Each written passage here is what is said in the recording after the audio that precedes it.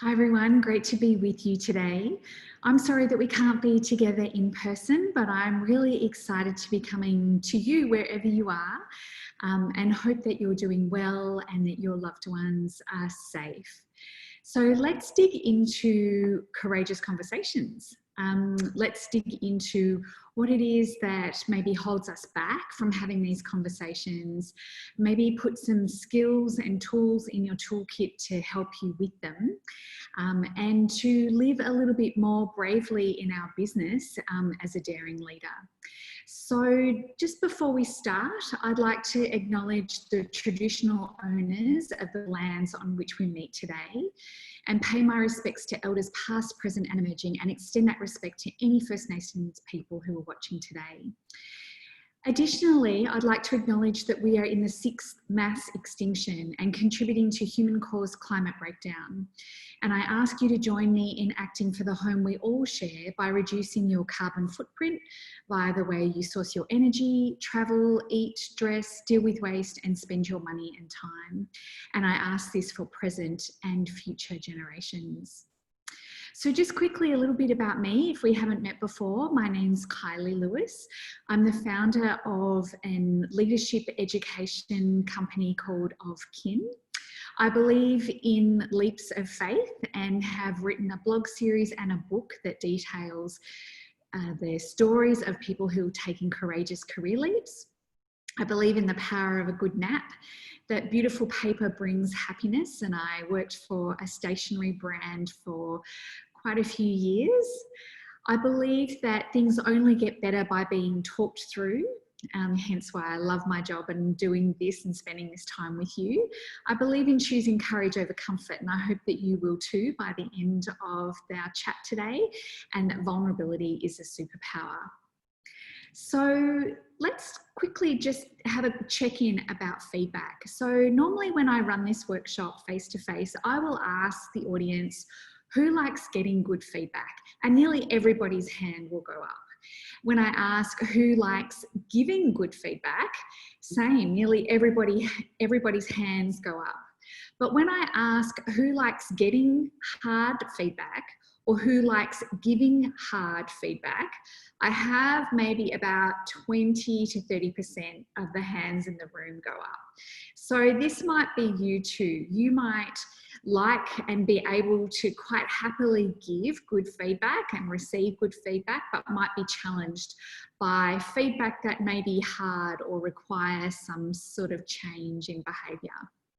So what we found in the research that has gone on to what gets in the way of building a courageous culture and building brave leaders is that we avoid tough conversations. Universally, it's the most common thing that we see that gets in the way of great cultures in organisations.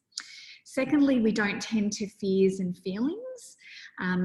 Maybe this is because we have this idea that somehow business isn't personal and that emotions have no place in the workplace, that somehow we check out our humanity when we walk through our business doors or log in, as it might be the case these days. And that's just simply not true. And the third thing that this leads to is corroding trust. And when you have very low trust in organisations, you're going to have lots of disengagement. You're going to have perhaps a toxic work culture, people who aren't aligned with the mission of the business, who don't have the best interest of the business at heart, who are unable to adapt to change or to contribute new ideas for the benefit of the organisation.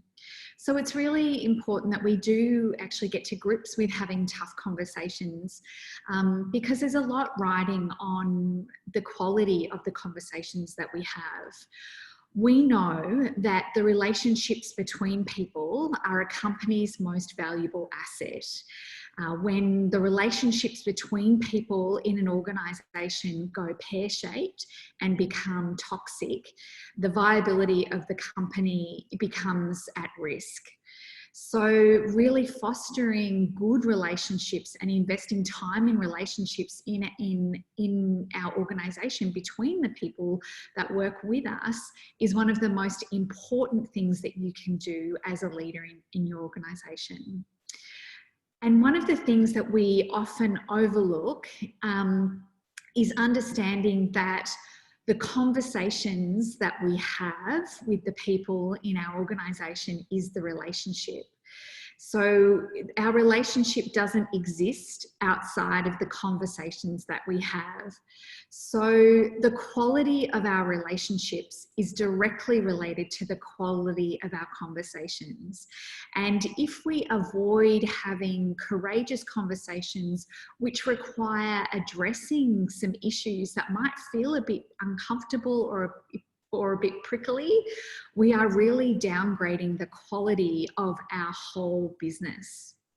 So a quick few questions to just really help make what we're going to talk about applicable to you going forward.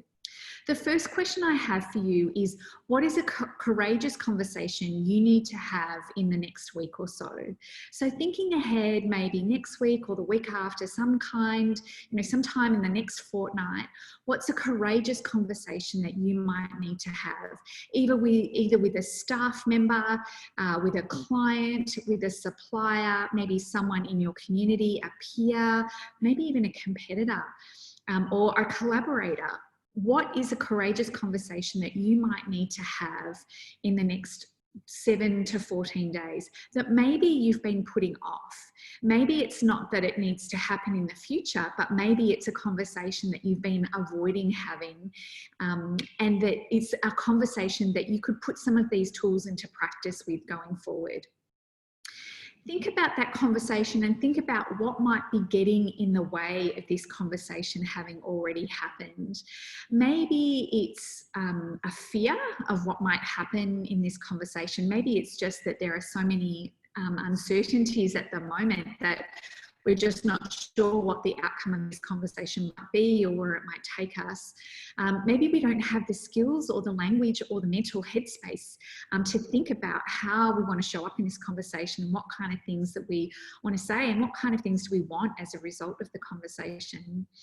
So also think about then, what would you like to know or feel or think or believe that would help you in this conversation? What things could you put into your toolkit to prepare you to go into this conversation and to show up as in the most integrity that you have, in the way that you want to show up as the leader of your organisation? So just think about those quickly, and maybe if you need to pause this to jot those things down, that's completely fine, but it really helps to have some context to this work.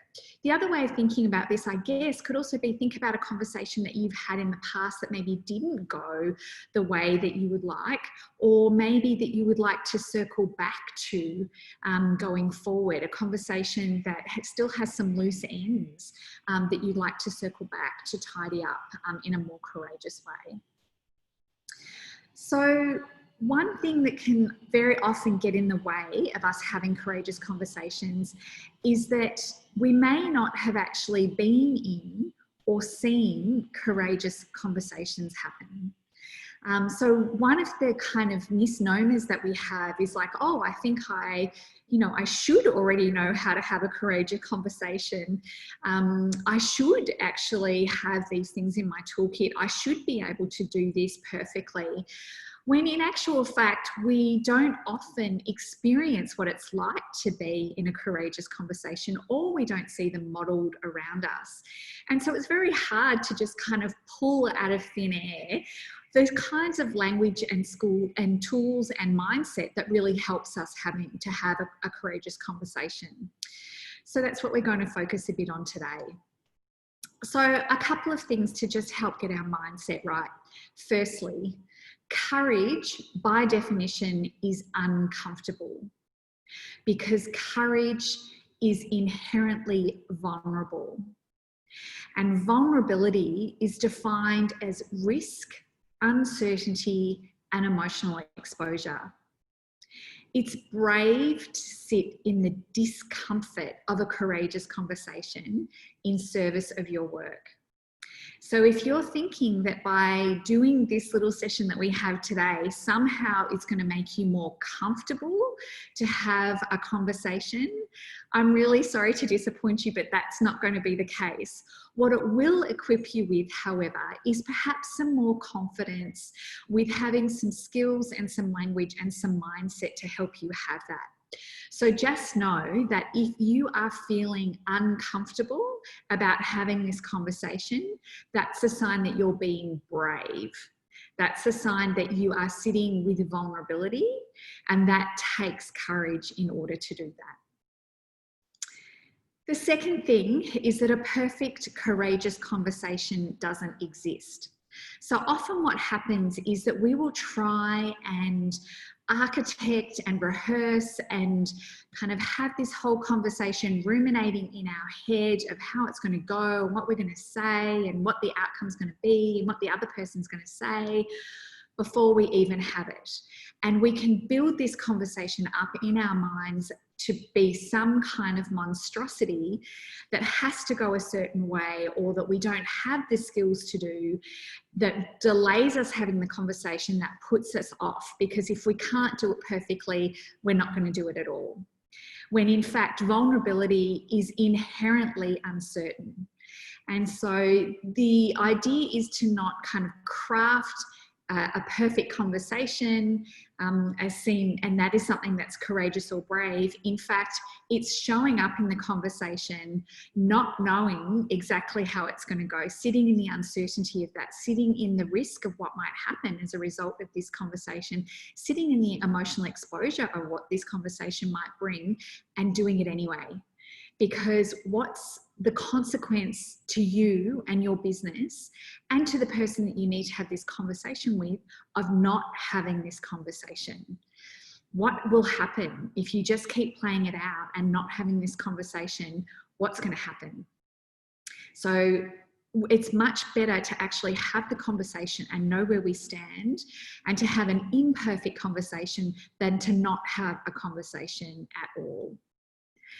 The third thing is I really want you to help frame a conversation rather than as a confrontation, as a carefrontation. I picked this up from somebody who said that one of their managers had talked about having courageous conversations less as confrontations and more as carefrontations, that I care enough about you and about the work you do and the impact that you have and the development of you as somebody in the business, in my business, in this situation that we have right now. I care enough to have this uncomfortable conversation, that I really value you and I value who you are as a person and how you show up.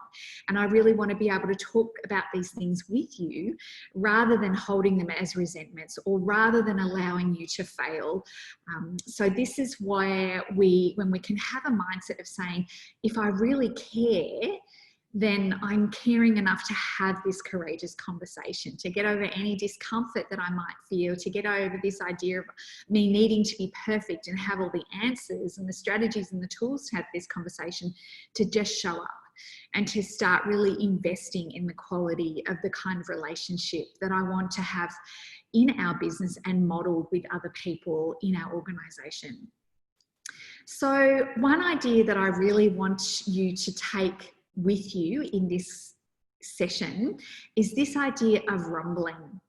Now, often when I present this work, and this comes out of Brene Brown's Dare to Lead work, and Brene Brown is a social researcher from Texas in the US. So some people kind of say, when I think of rumble, I can hear, you know, those wrestlers going, let's get ready to rumble. And that actually, you know, it can sound confrontational. But I really want to introduce you to this idea of what a rumble actually is and how it can be really useful to you in thinking about having a courageous conversation. So let's read what the definition of what a rumble is.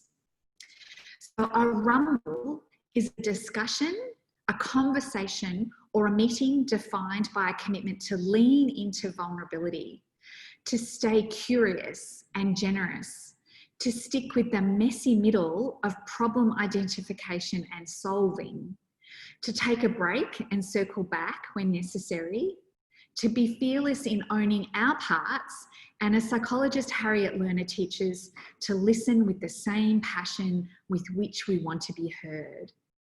More than anything, when someone says, let's rumble, it cues us to show up with an open heart and mind so we can serve the work and each other and not our egos. So when I think of a rumble, I think of a situation that kind of resembles when my kettle's coming to a boil, when the water starts to rumble, where there's some heat around a topic, a behaviour, an observation, there's some energy that's going on in a relationship, in something that we've observed that needs some attention. A rumble doesn't always have to be something around something negative that's happened or, a challenge. It could be around pitching a new idea or, suggesting a new way of doing something or, thinking about an innovation that we could make in our business. We can rumble around change. That's completely fine.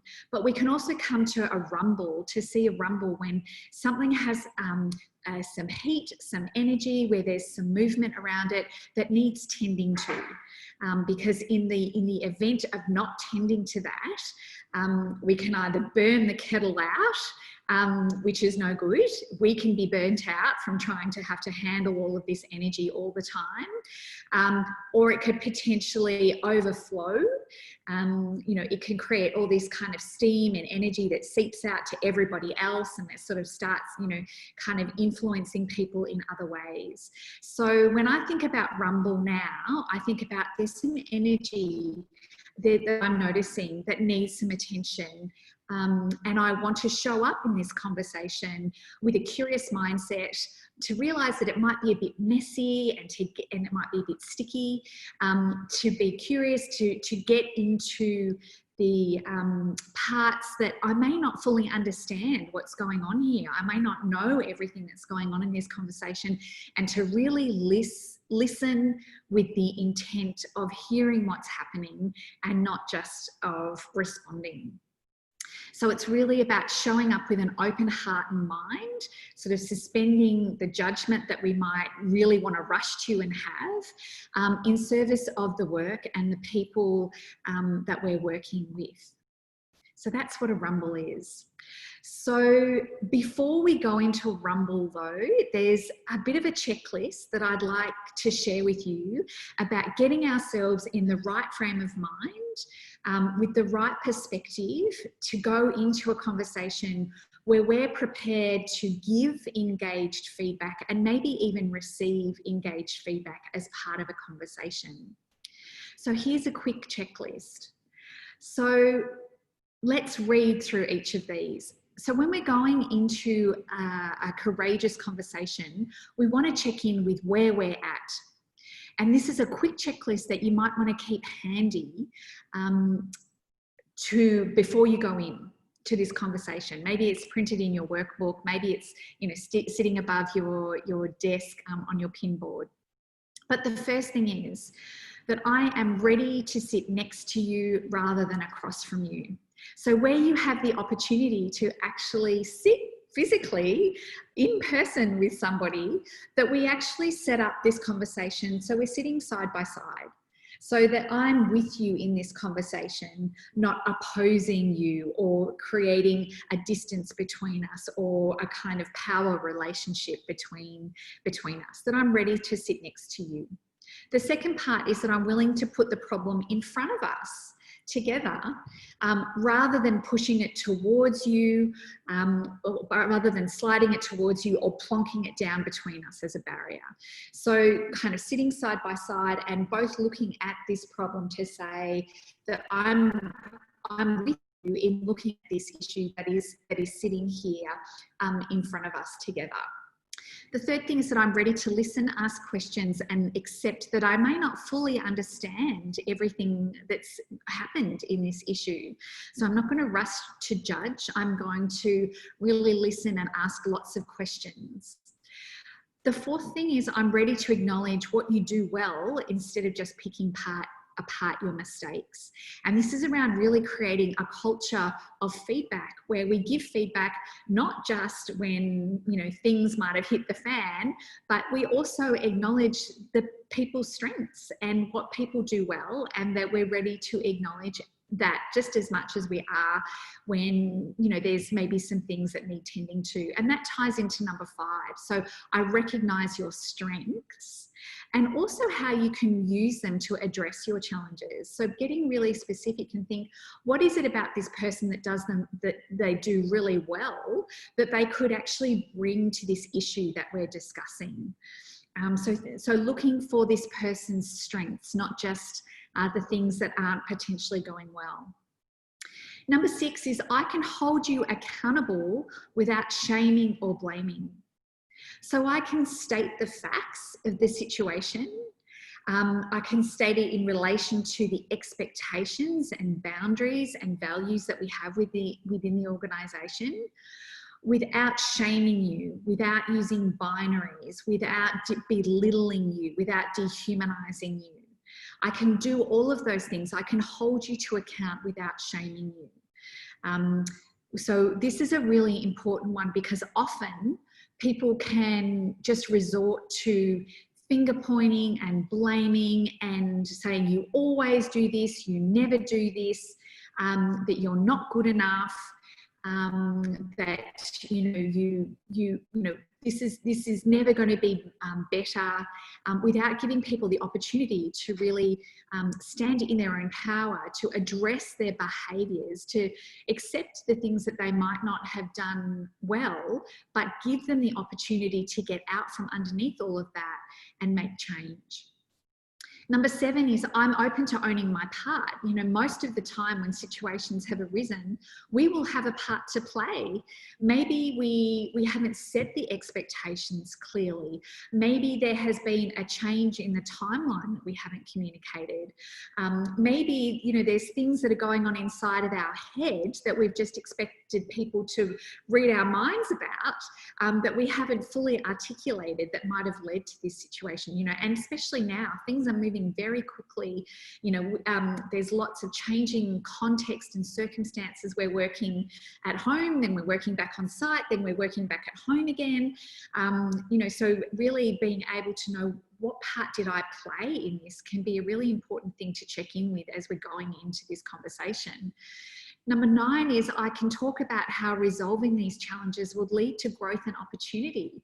You know, this is about saying, you know, if we can work on this and we can address this, this is the picture and the vision I can see for where it can take you and us in this organisation. Number 10 is I can model the vulnerability and openness that I expect to see from you. So this is about me being able to also show up with my armour down, with my armour off. So I'm not coming with judgment and bravado and accusations, with defensiveness. You know, even in my body language, you know, I'm not coming with, you know, this aggressive kind of approach. I'm coming with curiosity. I'm coming understanding that this might be difficult for both of us. I'm wanting to show up in service of the work that we're doing together, and in service of me as a leader of this organisation, and really developing the potential of everyone in it. The number 11 is I'm aware of power dynamics, implicit bias and stereotypes. So this requires some really important self-awareness for us as a leader. Are we bringing to this situation, to this conversation, a whole bunch of outdated stereotypes of implicit bias around, you know, the things that we're labeling, or, you know, have kind of these expectations, these kind of stealth expectations that we might be, you know, running and informing this story that might not be true.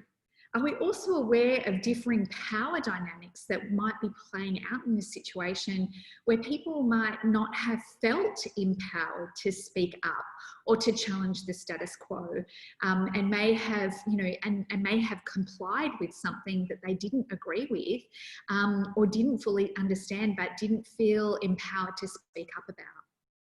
So these are 11 things to check in with ourselves as a daring leader before engaging in a courageous conversation. Just make sure that we have got the right mindset to go into a conversation. Then we want to really be focusing on behaviours. We want to be able to bring to the conversation examples of how the behaviours that we're looking to address might not be aligned with the values of our organisation.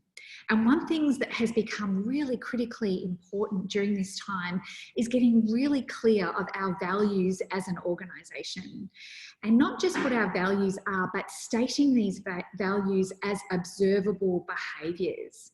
So if we are talking about customer service being being one of our values, impeccable customer service being one of our values, we might need to relook at what that means in the context which we now find ourselves. We might have been able to sort of hold that value of impeccable customer service in, always answering the phone within 3 rings, about getting back to custom inquiries within 24 or 48 hours. That is what the value of impeccable customer service might look like. What we might find now in the context of the uncertainty and the kind of change is that we might need to readdress those values. We might need to check in and just say, is that actually humanly possible? Do we have all the resources that we require in order to be able to live into our values that way? Or does these behaviours need to be, checked in with? So when we're coming into courageous conversations, the first thing is we've got to identify the behaviour that we're wanting to have a conversation around, so that we can go in and we can say, I've noticed this behaviour is happening. This behaviour isn't aligned with our values, and particularly after we've checked in with our values and expressed them as observable behaviours. This is the impact that it's having. We in not getting back to our customers in a timely way, we are losing out on orders, which particularly in this context is really vitally important. So, let's talk about what's getting in the way of being able to live into this value and hold these behaviours and live into these behaviours that are really important. So some language to really help you get into a rumble. And this is really important to put into our toolkit to help open up these curious kind of conversations that will help us stay in our integrity, come with a curious mindset, open up a conversation for exploration rather than shut it down and come with judgment. So let's just walk around these rumble starters that you can put in your toolkit to help with a courageous conversation. The first one is the story I make up. This is a really powerful way to start a conversation. Look, the story that I'm making up about us not getting back to customers in time is that we're just checking out. We're working from home and we're just not holding this, this behaviour as something as important. That's the story I'm making up. And then giving people the opportunity to address that story, to say, actually, that's not what's happening. It's really important. What I'm feeling is that I'm really stretched with everything else that's going on in my personal life at the moment. And I don't know how to manage this. I think I might need some extra support. So rather than kind of coming at that person and with kind of a predetermined judgment about what's happening. We can say, this is the story I'm making up, and I'm willing to check in with that story, to investigate that story, and to change the story and to write a different ending on that. So that's a really powerful one, because it enables us to check in with the stories that we're making up, and for people to also check in with their stories, so that we can unpack what's going on in all of that. I'm curious about how this is playing out, about what might be happening for you that is leading to this situation happening, leading to these behaviours that are a bit out of the norm for you. Tell me more about what's happening in your world, or what's happening that's getting in the way. Or when it comes to doing these behaviours, tell me more about, what's actually happening for you, what's going on in your world. Tell me more about that. And tell me more is always, it's a great lead sentence in. You could say, I'm curious about, and they might answer, and you could say, tell me more about that. And just be silent. Just don't jump in. Don't listen with the intent to respond. Just listen to hear with a curious mindset. Number 4, that's not my experience. So sometimes we might hear things that aren't in line with our experience of that person or that situation. And rather than saying you're wrong about that, or this person would never, or that I've never had that happen, you could say that's not my experience in that situation. This has been my experience. And then you could say, so tell me more about your experience that may have led to this. Number 5, I'm wondering how this may have come to be when we talked about actually this last week. Help me understand how we got to here when I had this conversation with you last week about this was going to happen. Walk me through how, we started with this as the idea of what we were doing, and this is where we ended up. Walk me through where we might have got disconnected, or where some of the expectations might have changed. Number 8 is we're both dug in. We're both kind of, we're both kind of a bit fired up about this. Tell me about your passion, about what's going on for you when you're talking about this. What's the passion that's underlining this? And then I can share with you what my passion is about this. And then once we've got it on the table, that we can talk about that, and we can find a way through that, and maybe some alignment in the passion that we share. Number 9 is, tell me why this doesn't fit for you or doesn't work for you. So instead of, no, we're not going to do it this way, or no, I don't think that's the right way to go, or that's the wrong decision in my opinion, and that's why I did it this way. We can ask, well, tell me why this doesn't fit for you. So, rather than just kind of wiping things off the table, tell me why it doesn't work for you. What's your contribution that you have? What's your perspective? Number 10 is also really powerful, because it can really uncover a lot of things that we maybe not have verbalized, and maybe the other person hasn't verbalized. And that's, I'm working from these assumptions. What about you? And sometimes, it might be, well, I'm working from these assumptions that we need to get this done in order for, us to be able to meet this deadline by the end of the week. And that person might say, oh, well, I was working from the assumption that it didn't have to be done until the end of the month. So we can check in with our assumptions. And then number 11 is coming back and saying, what problem is it that we're actually really trying to solve? What's led us to this situation, and what's the problem? Because often we can kind of get so caught up in all of the details, or the drama, or the, the emotions in it, that we can forget about what's the actual problem at the root of this, and getting into the messy middle of this.